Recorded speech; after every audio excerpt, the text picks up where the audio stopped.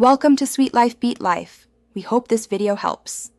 In this video, I will explain how to win every time in Style Showdown. First, carefully analyze the theme to grasp its essence and specific requirements. Then, select clothing items that perfectly align with that theme's aesthetic. Remember to coordinate your colors and accessories thoughtfully for a cohesive look. This foundational step is crucial for achieving a high score and impressing the judges. When crafting your look, aim for balance by selecting a maximum of 5 distinct clothing pieces. Enhance your outfit with 1 or 2 unique accessories that add flair without overwhelming the main ensemble.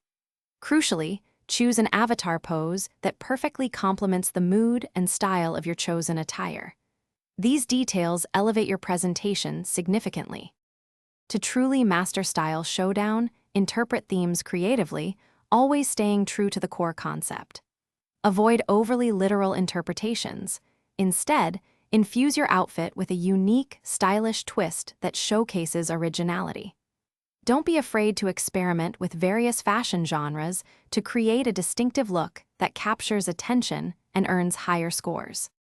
For your final presentation, ensure your avatar is clearly visible against a simple, uncluttered background.